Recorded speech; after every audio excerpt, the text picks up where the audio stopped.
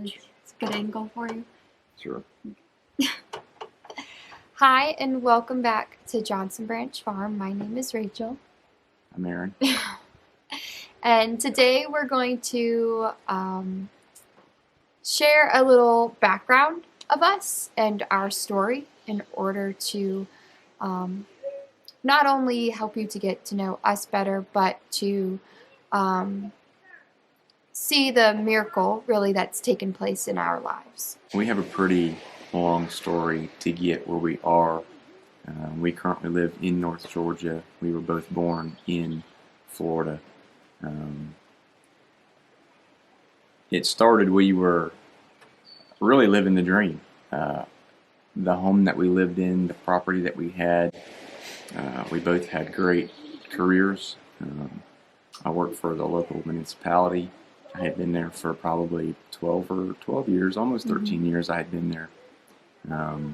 Had a great career. We had a great church body. To be honest, I had no complaints. I was happy where we were at.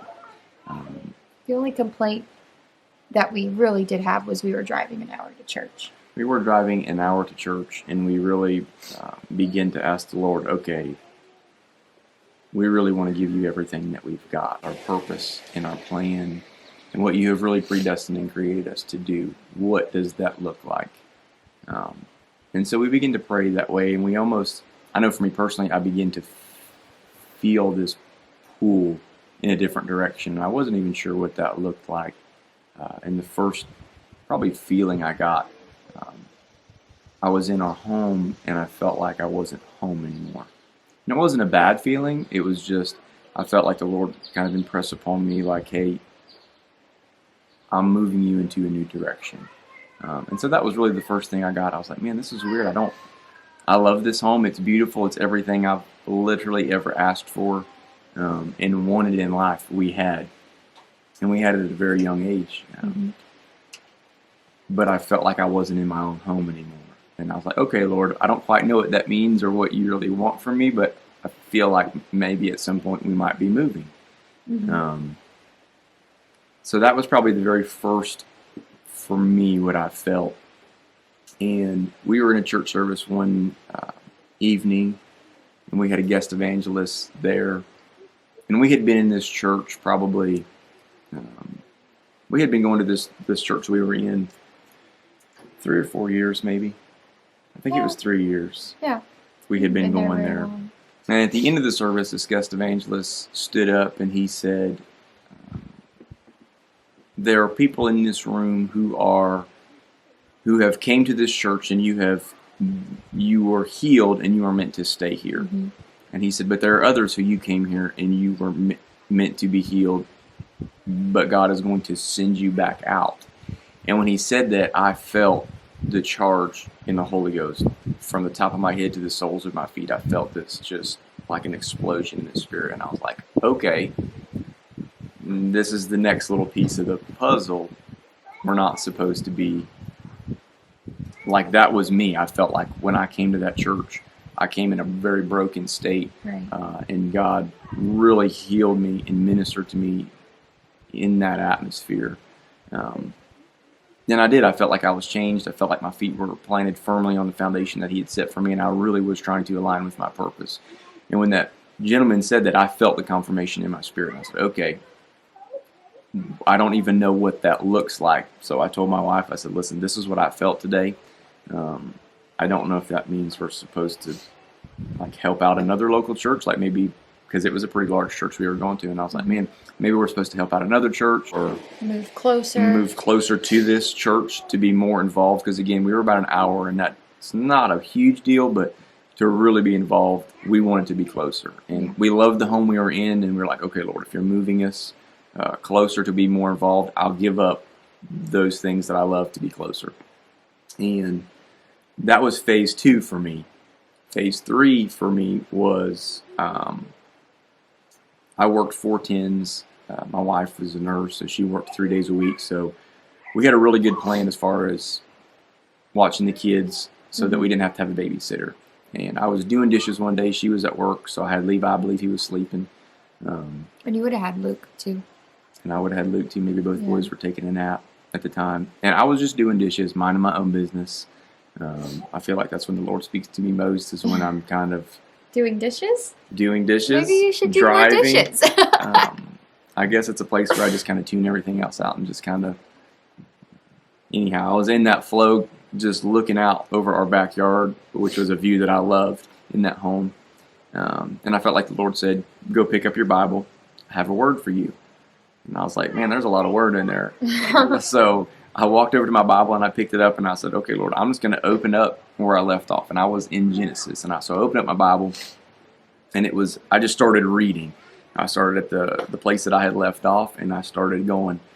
And I was reading about when Lot, when the angels appeared to Lot and told him, you need to leave. And as I began to read, I got to a portion of Scripture that said, he was telling Lot, he said, you need to flee to the mountains, or you will surely die. And immediately when I read that portion, flee to the mountains, or you will surely die, I felt that same confirmation in my spirit, the same feeling that I had in that church service. And so I linked the two together, and I said, okay, the Lord's telling us we've been healed and that we're going to be sent back out. And the next step is flee to the mountains. And immediately I was like, flee to the mountains. I was like, man, there's mountains literally all over the United, all over the world. Like, I said, okay, I got you. Clearly you've led me this far. So we were kind of, for me personally, I was like, man, my family was from Eastern Kentucky. So I felt like, okay, Lord, are you calling me back to that place? I've got family there. And I began to get excited, okay, Lord, I'm going back to my roots. And we started looking at properties and talking to people and finding churches. Like, we were like, yeah, we're going to Kentucky. I've always loved Kentucky. It's always had a dear place in my heart. So I've got fond memories there. It is a special place to me. So I was really like, okay, Lord, this is perfect. This is all of my dreams. I've always wanted to live in the mountains. And even as a young man, even as a child, there was something inside of me that would long for the mountains. And I really didn't even understand it back then. I thought maybe it was just because I liked them and they're beautiful. But what I feel really, looking back on it now, was that I was designed and created to be here. And I just feel like even from a young man, there was a pull to this place that we're in. Now, I can't even say I was desiring it. I feel like it was placed inside of me even as a young man. And so I always longed for it. And I felt like going to Kentucky was going to be that place. So that was the first couple things for me. And again, so that's where we were at. We were going to have to sell our home and then try to find something else. So those were, I don't want to say clues, but I feel like it was kind of a step-by-step process for me. So those were some of the clues that he'd given me. Hey, listen, this is where you're going to go next. So I thought Kentucky was. Sorry, our kids are playing in the creek. Yeah. Oh, I thought someone was crying. I did too.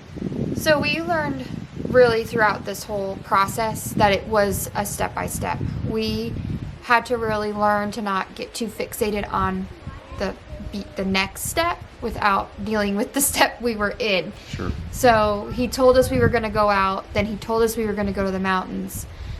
And I think we kind of got ahead of ourselves with Kentucky, with getting our hearts set on Kentucky. We were praying, okay, God, open up the doors to wherever we need to go. This whole thing started in December of 2015. So in April of 2016, I went to, with a group of ladies and dear friends, to the Florida District, like a ladies' conference. And we had a guest speaker there, and she began to speak on the story of Lot and his family fleeing to the mountains. And she just kept saying, the time is now to go. The time is now to go. And so I began to really pray, because I was like, Lord, you've given us that scripture. You're telling us to go, but we need to know, beyond a shadow of a doubt, where we are going. And it was in that service, he said, clear as day, the name of the town that we now live in. And I immediately after service called Aaron. I said, I know where we're going. The Lord just told me. He just showed me. And this is where we're going. And we were just so excited. His mom and dad were ecstatic because we really do life with mom and dad. So that we already knew wherever we were going to go, there was a good chance that they were going to come too. And so we were excited. So we went home. I went home and we talked to our pastor, and he said, yes, he confirmed it. I feel that for you. We talked to some other mentors in our lives, and they said, yes, absolutely, we confirmed it. So now we had direction. Now we had a place that we could focus on. But again, in our mind, we had to get X, Y, and Z done so that we could sell our home, relocate jobs, relocate everything. And I was in a contract at work that wasn't up until later that fall. So we knew we were going to be where we were at for a little bit of time. But we didn't realize exactly how long of a process this was going to be, and how much we were actually really going to grow spiritually throughout this process. I feel like he used this season to really purge us of some things, and because what I felt was, I think you can bring pain and you can bring your past into the next season with you. And he did not want that for us. So from the time that he first began to deal with us about leaving to the time it actually happened was a little over a year, maybe. Yeah, it was almost a year and a half. It was a year and a half. December of 2015, and we didn't leave until when this airs, it will be exactly 4 years to the day that we've been here. And so December 2015, and we moved here August 1st of 2017. So it was in that year that I felt like we grew, and I feel like the Lord spoke to me, and then he spoke to her. And what that caused was us to look at each other and to grow together. I trust you and you trust me, and we trust him together. And it really, I feel like, knit us closer together, even though I wanted to leave like immediately. It took that year and a half. Was really a healing process, even in that there were some things that he required of me before I could leave, because he didn't want to leave anything unmended. There were some, I don't want to say issues, but there were some people that I had to make amends with, even if I didn't do them wrong or they didn't do me wrong. It was just a kind of a mutual misunderstandings even. And he's like, listen, before you can leave, I want you to make some things right. When you leave here, you're not going to come back. And I want you to make some things right before you leave. And so he used that season to really, for me personally, to heal me. I wanted to move so bad that I got to that place where I was desperate. I'm like, Jesus, I'm desperate for you. I'm desperate for this. What else do you want from me? And I feel like it was in that season for me personally where I opened myself up and said, okay, shape me and mold me and make me whoever you want me to be. And I didn't like the process, but I look back on it now and I'm very, very thankful that I didn't bring old feelings into new relationships, if I could put it into words. So it was a great process. It took about a year and a half. And I feel like it was definitely one of those things that strengthened and encouraged me to keep going and keep moving forward. Because he looks into the future, and he knew that even when we got here, there were still some roads we were going to have to walk that were hard, and still some battles that we were going to have to face, and we had to go into that strong. Right. We couldn't go into that carrying the baggage of before with us either. Yep. So in October of 2016, we had been really working towards, I had actually finished my contract at work and switched to another position, which was a lot more money, so that we could begin to put money into our home and sell it. It seems that that's the norm. Anytime you go to sell a house, that's when you dump all your money into it to fix it up, not when you own it. So we had decided the carpeting needed to be replaced. It needed some new paint. I mean, it was a beautiful home, but there was just some things we wanted to do to make it look nicer. It didn't need any of that. We thought it needed that for it to sell. Yes. So in October, I had put the kids down for a nap and kind of laid down myself. I was praying and reading my Bible and kind of dozed off. And the Lord had given me a vision of a man pulling up to our front gate. We lived on 5 acres, so we had a pretty, big front yard. And he pulled up to the front gate and he said, "I'm here to buy your house." And I said, "Well, the flooring needs to be replaced." And he said, "I don't care. I'm here to buy your house." And I said, "Well, the exterior needs to be painted." And he said, "I don't care. I'm buying your house." And I gave him one more excuse. And he said, "Listen, I don't care. I'm here to buy your house." He handed me a large amount of cash and he drove away. And I called Aaron. He was at that point, I think you were on your way home from work. And I said, "We just need to go ahead and put this house on the market. The Lord and I told him, what I had saw. And I'm like, the Lord is telling us none of this matters. Right. He's his timing to sell the house and when it's going to sell is all up to him in the long run. And how much we get is all up to him in the long run." And I said, "I feel like you need to just stop and go get a sign and let's go ahead and do this." And so that night we wrote out the information on a sign, put our phone number, stuck it in the yard, stuck it at the end of the road. This house was for sale. The Lord gave us a specific number at that time in that market, in that area, was very high. But I knew what I felt and I knew what he was telling me. And I said, "No, this is what we're going to do. If I'm wrong, we can always lower the price." And so we did it that day. And literally, I felt like the moment we put that sign in the yard, like it was going to sell. That was going to be it. But it took 9 months for that house to sell. Yep. And throughout that 9 months, we were very, very sure that we were not going to do anything without hearing the voice of God first. When it came to lowering the price, when it came to fixing something up, when it came to whatever the step was going to be, we were not, despite what everyone was saying around us, because we had a lot of suggestions and a lot of opinions, a lot of them very good-hearted words, but we were not going to do anything without hearing the voice of God telling us that this is what we needed to do, or having somebody close to us saying, "This is what the Lord told us you need to do." And there was a lot of ups and downs. Towards the end of it, you get people walking through your house, picking it over with a fine-tooth comb, pulling down your driveway, all of those things that go, realtors calling, telling you you're doing it all wrong, wanting to list it for you. And towards the end, it got very exhausting.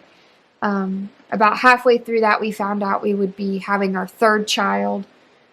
So that just added a whole level of the exhaustion for me physically. But it was in March that I was in prayer and I felt the Lord say, "You need to go ahead and quit your job," because I was really struggling at work with the position that I was in.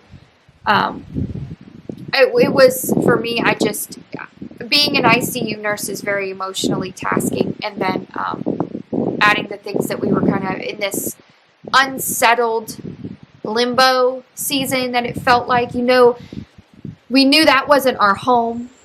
And then we weren't home yet, and you feel very displaced.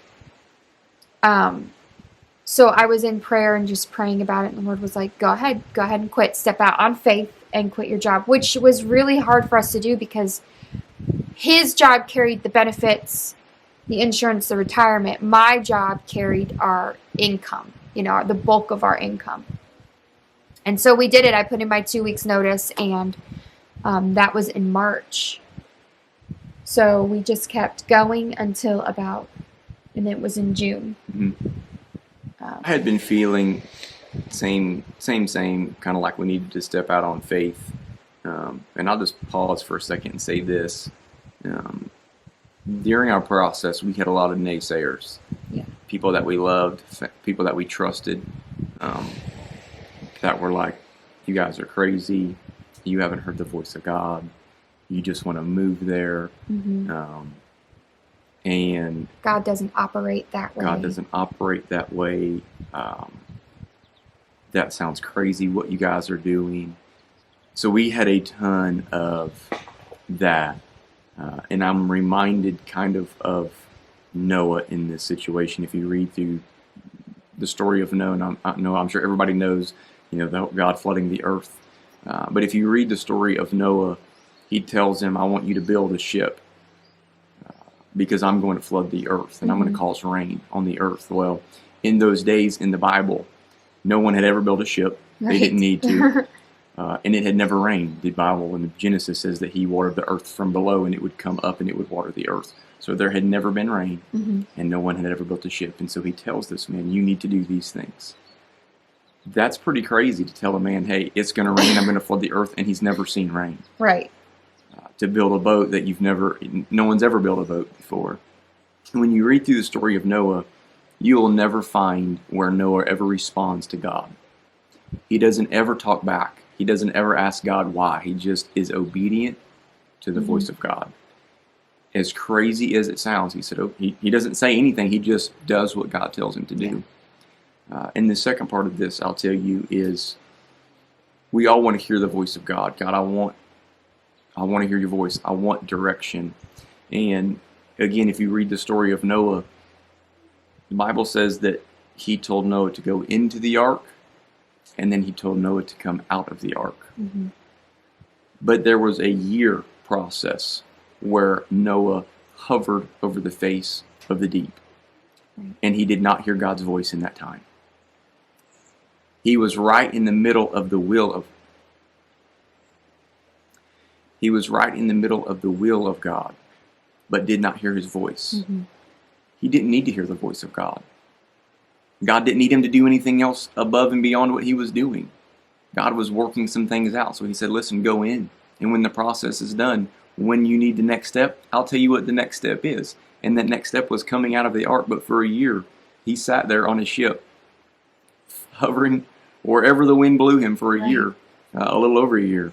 And so that's kind of how I feel like we were in this season. God, I don't even know what the next season looks like. I don't know what the next plan is. And there was times for me where I was like, God, I just want to hear your voice. And really, there was nothing else for him to say. He was working things out on our behalf, and the process just had to run its course. And that was probably one of the greatest things that I learned throughout this process, was to just go with the flow. Do everything that I could do, pray, fast, read my Bible, make sure that I'm doing all the things that I could do, and it's God's voice that was going to speak to me. I wasn't going to make it happen anyways. So I hope that encourages you if you're like, man, I don't know what this even looks like. Where am I supposed to turn from here? He'll lead you and he will guide you and direct you. So that really helped us. And what she was talking about, probably 2 weeks prior to me quitting my job, I even told her, I said, I feel like I'm supposed to quit. As crazy as that sounds. Because the house wasn't even under contract. There was no contract on the house. There was no prospects on the house. Like, it was very silent, because now you've got a house that's been for sale for almost 9 months. And, in the real estate market, that doesn't look good. The gentleman that actually bought our home, we came home from church one Sunday. It was just me alone, and I had the 2 boys. And I pulled in my driveway, and there was a truck that followed me all the way down our road. We lived on a dead-end road. I pulled in the driveway, walked the kids inside, and about 10 minutes later, this truck pulled in my driveway. I walked outside, met him, and he said, I saw your sign out by the road. We just wanted to come take a look at your house. And I said, listen, I'm getting ready to feed my 2 boys. You can go anywhere you want to go, look anywhere you want to look. Let me just get them fed, and then we can talk, and I'll show you anything that you want to see. And came in our home, and immediately I felt peace. Yeah. And I was like, these are the folks that are supposed to buy our home. And through the process, he made us an offer. It wasn't what we felt. I knew it was them, but I didn't feel like that was the right offer at the time. And he actually came back later and he told me within a few days, he said, I'm going through something, but in about 6 months, if this house is still for sale, he said, I'm going to buy this house. He said, I feel like I'm home when I walk in your home. And we had several people make offers. Again, we sold our house for more than it was worth. Yeah. Because that's what the Lord told us to do, which sounded crazy. Everybody's like, yeah. And this was before all the craziness that's going on right now. That's normal to sell your house for more than what it's worth. Right. Back, 4 years ago, that was abnormal. Yeah. And I had people make us offers that were above the value of our home.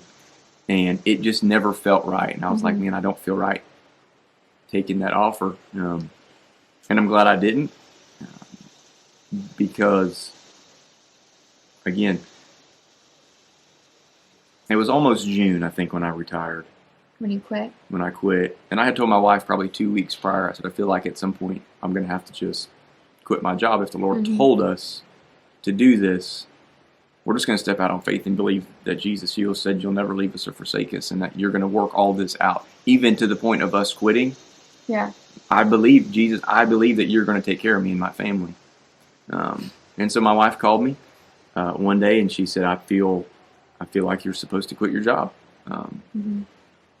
I've been praying, and like a scene in the movie where like somebody's sitting there and they're reliving everything that's happened to them, and then it brings you to that moment. Like that's where I was at.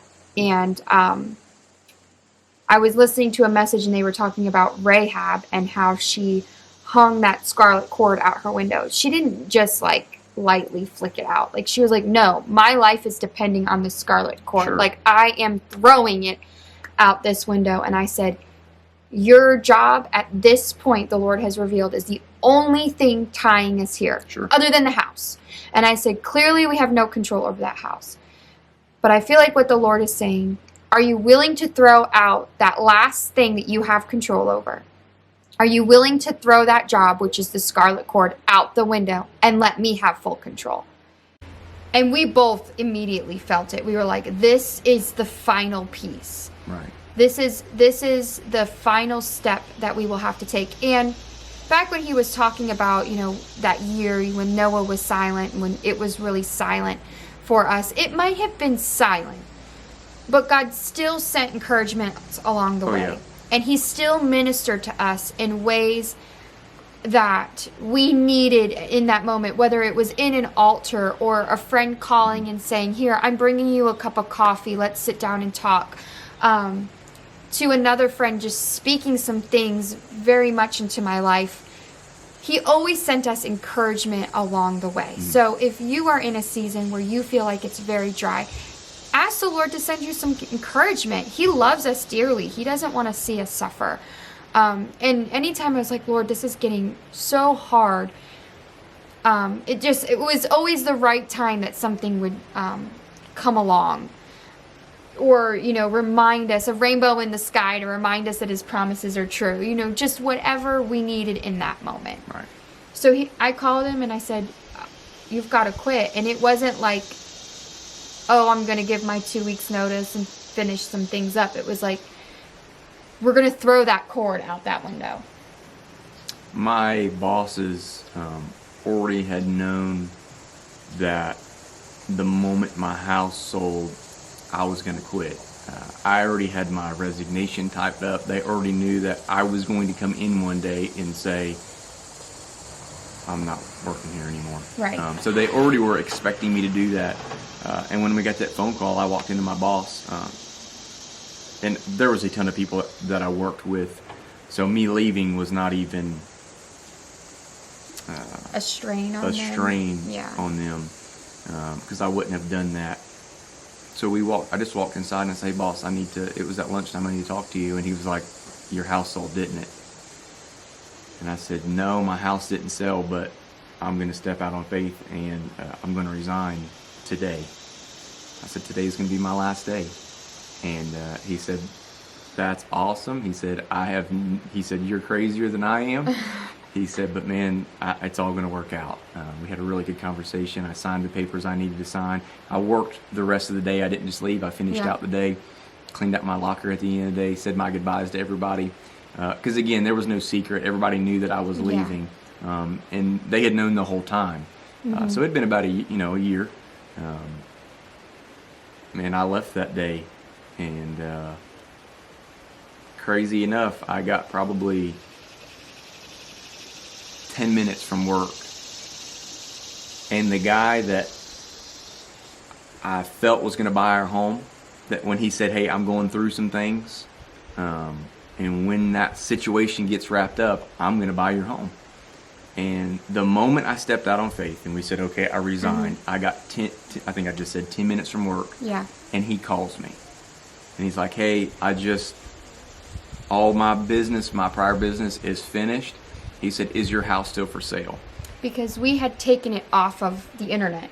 Because we were at this point getting a lot of spam calls, a lot of realtor inquiries, a lot of the people that would have been interested because it had been up for so long. Right. So we left the sign in the yard and on the main road. We just took it off of the internet just to kind of maybe reset something, or I was going to rework the listing and retake some pictures just to kind of make it fresh, just to try to, Sure. play into the way the whole marketing thing works.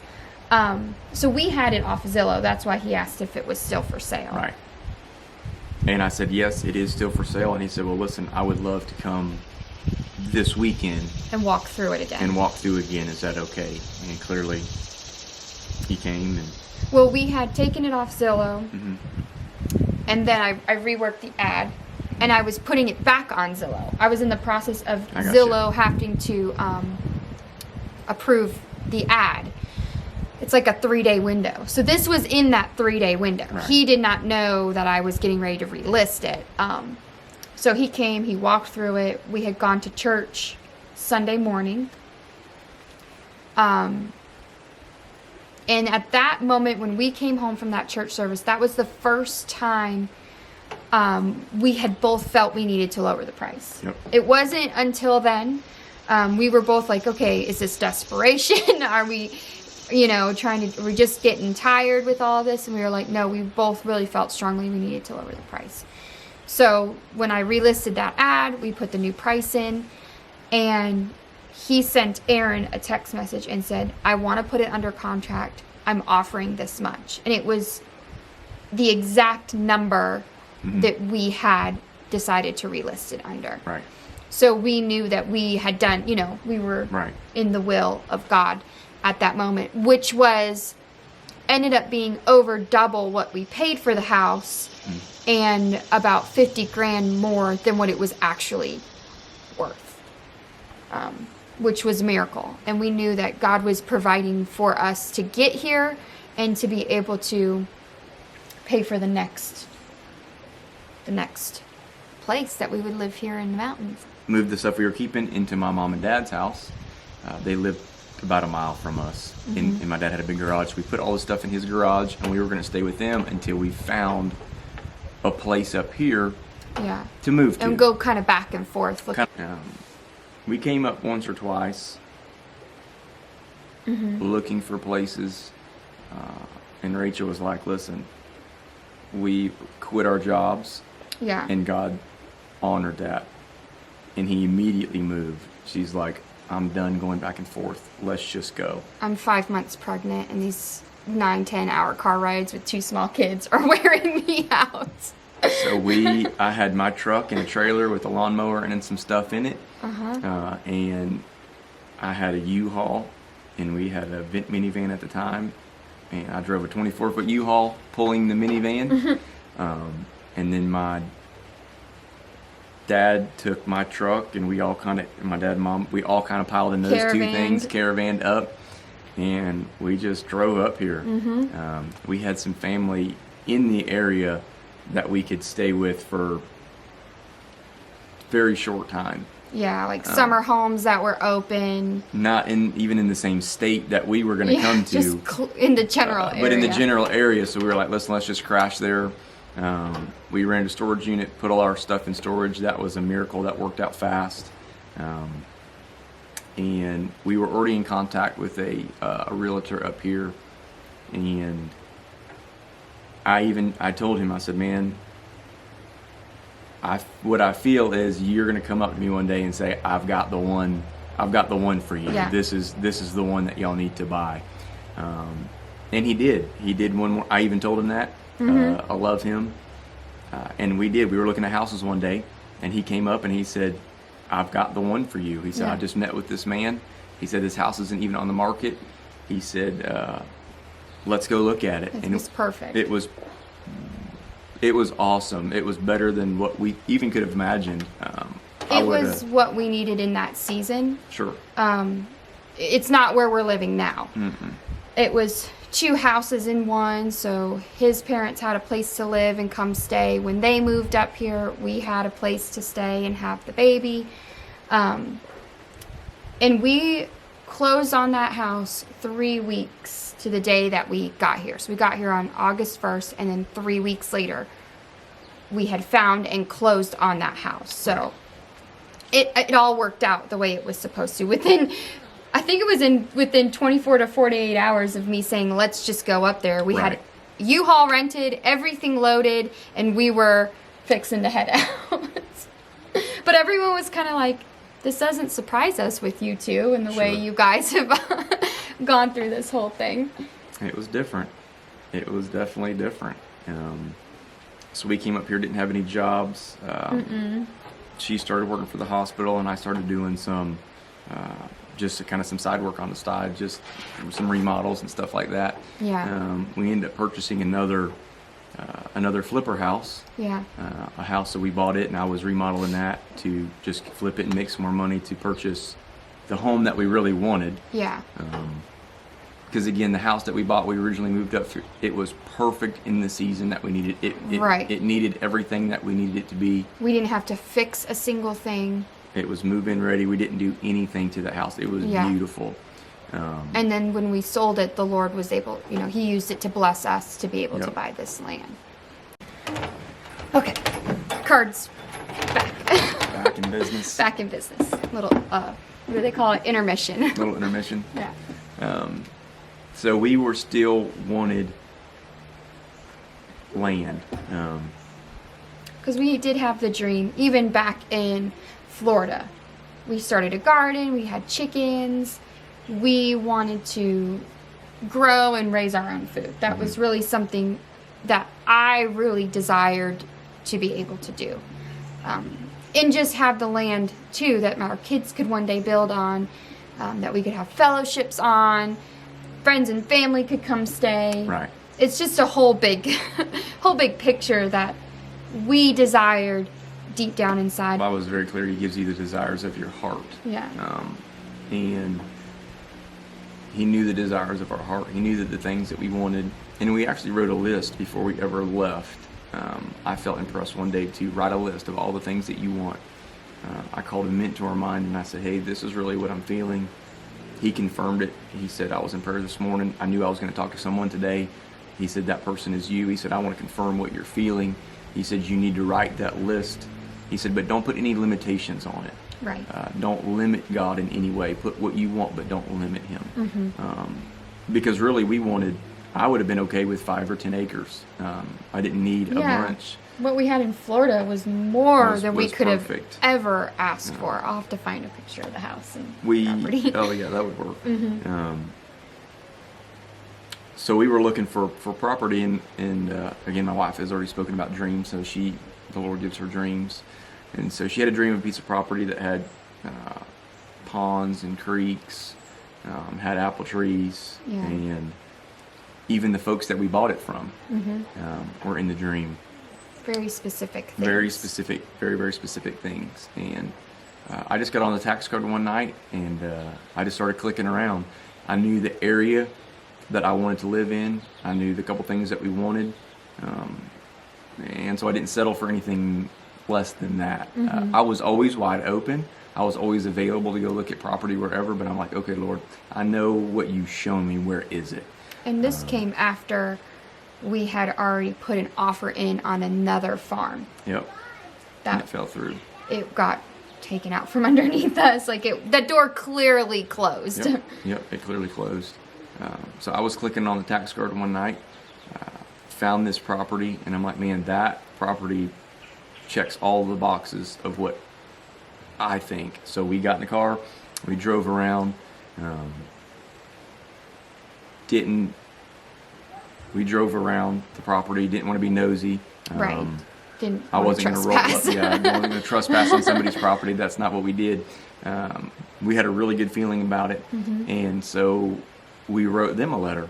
My wife wrote them a letter, and because it was not for sale. It was not for sale, which sounds crazy. And again, people looked at us like, you're going to write these folks a letter to buy their property. It's literally not even for sale. And we did. We're like, what's the worst they're going to say? No. Like, sure. We have to lose. No one lived here. It was in a trust, so I knew it was somebody's second home based off the address. And we wrote a letter, and within a week, I got a phone call from the property owner, and he said, hey, I'm standing here in my kitchen reading your letter. He said, it's funny that you're sending me a letter. He said, me and my sister have been, and in my wife's dream, was the property that we bought was just under 40 acres. And he said, me and my sister have been praying if we wanted to sell part of the property or not. And he said, we would be willing to sell you guys 40 acres. We're in the process of surveying that off. Because they had been feeling like they should, so they began getting the survey to separate the property. But he said, I want to meet you, so nothing is, final till we meet you and we get to know you. But he said, I'm going to take this as confirmation that we should consider selling this land. Yep. Because this was their father's land. So I believe we made an appointment maybe the next week. I mean, it was like that weekend. That weekend, they came up. We sat on the porch and talked for a long time. Felt really, really good. Felt peace about it. Instant connection. Instant connection. Still love them very much. Stay connected with them. And we ended up purchasing the property from them. My mom and dad, we sold the house that we originally bought to buy this piece of property. It had nothing. It had an old well and septic on it. That was it. We purchased this property. We each bought campers and put it on the old well and septic. We had to dig trenches, and I redid the septic tank, redid the well, ran wires. We had to go through that stuff, and we lived in campers until we got the place that we're staying in now. Which is really where the channel picks up. And if I had to do it all over again, I think my biggest regret with the channel was not starting the channel when all of this happened. So that leads us into now, which is still unfolding. God's made some pretty big promises. We know that we're not done on this property, that there's going to be more to it. God has already given us a glimpse into that, and He's already begun to drop some things into us and other people about the what's next, the future, and we are excited to take you along with that. That's not just our story to tell as well. There's a lot of other people involved in that. So from this moment on, going forward with the channel, is really going to be documentation of that, documentation of our lives. We are now pastoring a church, which we've shared that before. My heart's desire on this channel is for you all to see that we're normal people. Right. Pastors are normal people. And really just encourage the people that watch this channel, and to really show that God is still a miracle working God. That's right. That He still takes care of His people. He still loves His people deeply.